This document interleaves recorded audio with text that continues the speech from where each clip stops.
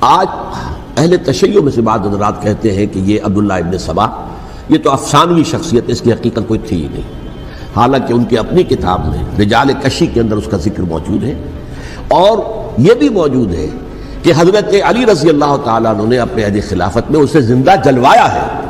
اس کی وجہ کیا تھی؟ یہ آیا مدینے کے اندر اسلام کا لبادہ اوڑھ کر اس نے چند عقیدوں کی اشاعت شروع کی۔ سب سے پہلے حضرت علی تو خدا ہیں، گاڈ انکارنیٹ، اوتار کا تصور، جیسے ہندوؤں میں ہے رام چندر جی خدا کا اوتار، اور عیسائیت میں بھی پہلے گاڈ انکارنیٹ کا تصور تھا کہ حضرت مسیح خدا کا اوتار ہے، انکارنیشن آف گاڈ۔ تو اس نے کہا کہ حضرت علی تو خدا کا اوتار ہے، خدا ہے۔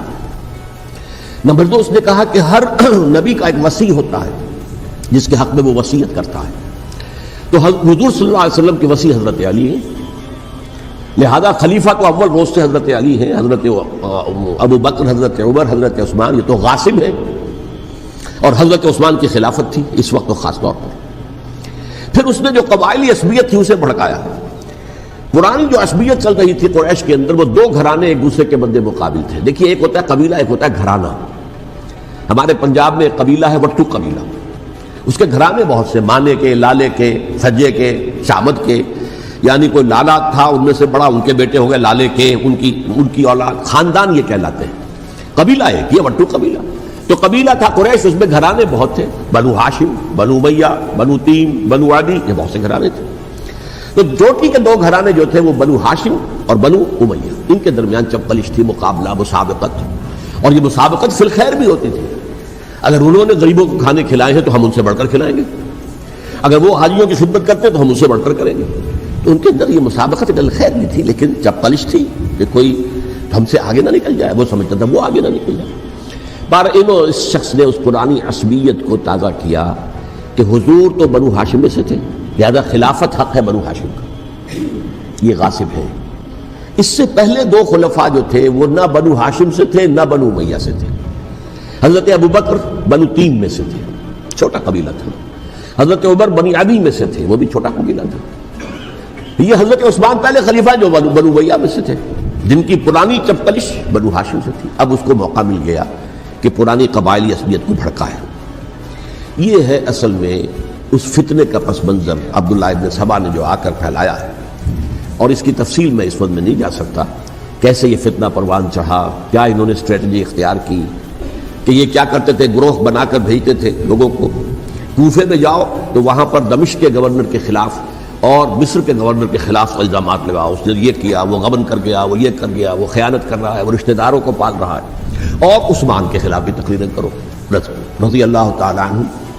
دمشق میں جاؤ تو کوفے کے گورنر کے خلاف، کیونکہ دمشق کے گورنر کے خلاف بات کرو گے تو لوگوں کو معلوم ہوگا کہ یہ جھوٹ بول رہے ہیں، لیکن یہ کہ وہاں تو تم بات کرو کوفے کے گورنر کے خلاف اور مصر کے گورنر کے خلاف اور حضرت عثمان کے خلاف۔ مصر میں جاؤ تو بات کرو کوفے کے اور شام کے گورنر کے خلاف اور حضرت عثمان کے خلاف۔ یہ انہوں نے ایسا اٹھایا، اور اس زمانے میں آپ کو معلوم ہے ذرائع رسل و رسائی تھے نہیں، نہ اس فتنے کی پتہ چل سکا جب تک کہ وہ فتنہ جو ہے پوری طرح برگ و بار لا کر تراور درخت نہیں بن گیا۔ اس کے نتیجے میں حضرت عثمان رضی اللہ تعالیٰ عنہ شہید ہوئے، اور خلیفہ پھر حضرت علی رضی اللہ تعالیٰ عنہ کو انہی سوائیوں نے، جنہوں نے گھیراؤ کیا تھا، جنہوں نے حضرت عثمان کو شہید کیا ہے، یہی حضرت علی رضی اللہ تعالیٰ عنہ کے ارد گرد ہو گئے۔ اور حضرت علی رضی اللہ تعالیٰ عنہ بھی نہیں چاہتے تھے خلافت کی بیعت لینا، لیکن آخر کیا کرتے؟ کیا وہ امت کو بغیر خلیفہ کے چھوڑ دیتے؟ حضرت زبیر سے کہا گیا، انہوں نے نہیں مانا، رد کر دی بات۔ حضرت طلحہ سے کہا گیا، انہوں نے نہیں مانا، حضرت علی سے کہا گیا، اب عشرہ مبشرہ میں سے یہی تو تھے نا، لہذا انہوں نے تسلیم کر لیا، خلافت ہو گئی۔ لیکن اس کے بعد جو خانہ جنگی ہوئی ہے، اس خانہ جنگی کے نتیجے میں نوٹ کر لیجئے کہ 1,00,000 کے قریب مسلمان ایک دوسرے کی تلواروں اور نیزوں اور برچھیوں اور تیروں سے ختم ہو گئے، ہلاک ہو گئے۔ یہ ہماری تاریخ کا تاریخ ترین باب ہے۔ 5 سال، 4.5 سال حضرت علی کی خلافت کے، اور 6 مہینے حضرت حسن کی خلافت رضی اللہ تعالیٰ عنہ۔ اس سے کیا ہوا کہ ایک طرف تو اسلام کی جو توسیع ہو رہی تھی، تھمتا نہ تھا کسی سے سیل رواں ہمارا، وہ سیلاب رک گیا، انٹرنل سیبوٹاج ہو گئی نا، اب تو اندر ہی آپس ہی میں اگر دستوں گریبان ہو گئے تو باہر اب کیا توسیع کرتے ہیں، وہ توسیع کا عمل رک گیا۔ اور یوں سمجھیے کہ جیسے ٹرک اگر کبھی چل رہا ہو، بھرا ہوا ہو، لوڈڈ، اور وہ چڑھائی چڑھ رہا ہو، تو اگر کہیں موشن ٹوٹ جائے، ٹرک کو رکنا پڑے، تو ڈرائیور کے جان پر بن جاتی، اس لیے کہ اس کو دوبارہ سٹارٹ کرنا، اور جبکہ وہ چڑھائی پر ہے، انکلائن پر ہے، آسان کام نہیں ہوتا، خطرہ ہوتا ہے وہ پیچھے جو ہے وہ نہ جائے۔ اور پہاڑی علاقوں میں آپ کو معلوم ہے ذرا پیچھے چلے جانے کا مطلب جو ہے بہت خطرناک جو ہے نتیجہ نکل سکتا ہے۔ بہرحال حضرت علی رضی اللہ تعالیٰ عنہ نے اپنے خلافت میں ایک کام یہ کیا، اب اس کی کیا مصلحتیں تھیں یہ تو انہی کے علم میں ہوگا، ہم قیاس کر سکتے ہیں، میں اس تک میں نہیں جانا چاہتا۔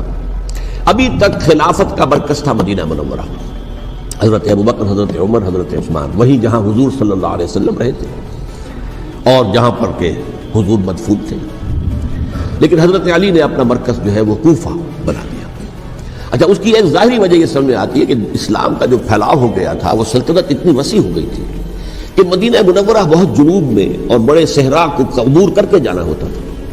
کوفہ جبکہ ایسی مقام پر تھا کہ جہاں سے مشرقی راستہ جا رہا ہے ایران کو، عراق کے اندر تو ہے وہ شہر کوفہ، اور پھر ایران اور خراسان اور ہندوستان کو راستہ جا رہا ہے، وہیں سے شمال کی طرف جا رہا ہے، شام کی طرف اور ترکی کی طرف، اور وہاں سے پھر یہ کہ مغربی افریقہ کو بھی کنٹرول کرنا، جو شمالی افریقہ کو وہ بھی آسان تھا۔ بہرحال حضرت علی نے کوفہ کو اپنا مرکز بنایا، اور نتیجہ یہ ہوا کہ سبائیوں کا بھی مرکز وہی بن گیا، چونکہ انہوں نے اپنے آپ کو گردا گرد رکھا حضرت علی کے رضی اللہ تعالیٰ۔ اب ظاہر بات ہے کسی پرٹیکولر پرسن کے خلاف تو کوئی مقدمہ موجود تھا نہیں، بلکہ جب جنگ جمل ہو رہی تھی، ابھی جنگ نہیں ہوئی تھی، حضرت عائشہ، حضرت طلحہ، حضرت زبیر وہ لے کر آئے تھے لشکر اس مطالبے کے لیے کہ حضرت عثمان کے قاتلوں کو سزا دی جائے، قصاص لیا جائے۔ حضرت علی رضی اللہ تعالیٰ عنہ سے گفت و شنید ہو رہی تھی، حضرت علی جو ہے اس پر آمادہ ہو گئے کہ ٹھیک ہے، میں جو بھی قاتلین عثمان ہیں ان کو گرفتار کر کے سزا دوں گا۔ عین اسی وقت کوفے کی مسجد کے اندر جو ہے 10,000 کا مجمع کھڑا ہو گیا، ہم سب قاتل عثمان ہیں، لو ہم سے بدلہ کانس لو۔ اور انہوں نے کیا کیا، جاتے ہی جنگ چھیڑ دی، جب چھڑ جائے تو یا مرو یا مارو، اس کے سلاوت کو چارہ کام ہوتا ہی نہیں۔ ایک رات میں 10,000 مسلمان شہید ہوئے، جن میں 2 عشرہ مبشرہ میں سے حضرت زبیر اور حضرت طلحہ رضی اللہ تعالیٰ۔ تو یہ صورت تھی، سبائیوں نے گھیراؤ کیا حضرت علی کا رضی اللہ تعالیٰ۔ حضرت معاویہ دعوے دار نہیں تھے خلافت کے، قطعاً نہیں، ان کا صرف ایک دعویٰ تھا، اور وہ یہ تھا کہ عثمان کے قاتلوں کو گرفتار کرو، یا خود سزا دو یا ہمارے حوالے کرو، ہم اس سے قصاص لیں گے۔ اس لیے کہ قبیلہ بنو امیہ کا تھا، اور حضرت ابی معاویہ بنو امیہ میں سے، تو ایک خاندانی طور پر جو ہے ہم قصاص لیں گے ان سے جنہوں نے قتل کیا ہے حضرت عثمان۔ لیکن یہاں ظاہر بات ہے کہ حضرت علی رضی اللہ تعالیٰ عنہ کی طرف سے مطالبہ یہ ہوتا تھا تم پہلے میری بیعت کرو، میرے ہاتھ مضبوط کرو تاکہ میں ان کے خلاف تو اقدام کر سکوں۔ لیکن انہیں یہ اندازہ تھا کہ اگر میں نے بیعت کی تو ظاہر بات ہے کہ حضرت علی تک پہنچنے سے پہلے مجھے گردن اڑا دیں گے یہ لوگ، اس لیے کہ سبائی جو ہے وہ آپ کو گھیرے ہوئے۔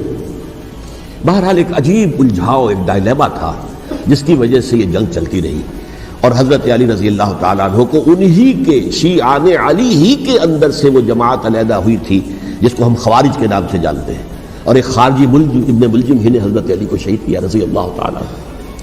پھر حضرت حسن رضی اللہ تعالیٰ عنہ، اب دیکھیے کس قدر صحیح بات تھی جو حضرت علی رضی اللہ تعالیٰ عنہ نے فرمائی جب ان سے کہا گیا کہ کیا ہم آپ کے بیٹے حسن کے ہاتھ پر بیعت کر لیں رضی اللہ تعالیٰ عنہ۔ فرمایا نہ میں تمہیں اس کا حکم دیتا ہوں نہ میں اس سے روکتا ہوں، یہ تمہارا معاملہ ہے، امرہم شورا بینہم، تم اپنے باہمی مشورے سے جو فیصلہ کرو گے ٹھیک ہے، میں نہ حکم دیتا ہوں نہ روکتا ہوں۔ اس کا کیا مطلب ہے؟ باپ کے بعد بیٹے کی خلافت ہرگز حرام نہیں ہے، ورنہ کہتے کیسے ہو سکتا میرا بیٹا؟ نہیں، یہ نہیں کہا۔ حضرت عمر سے بھی کہا گیا تھا کہ اپنے بیٹے کو نامزد کر دیں، عبداللہ ابن عمر کو، تو انہوں نے جواب میں کیا کہا؟ اسے تو طلاق دینی بھی نہیں آتی۔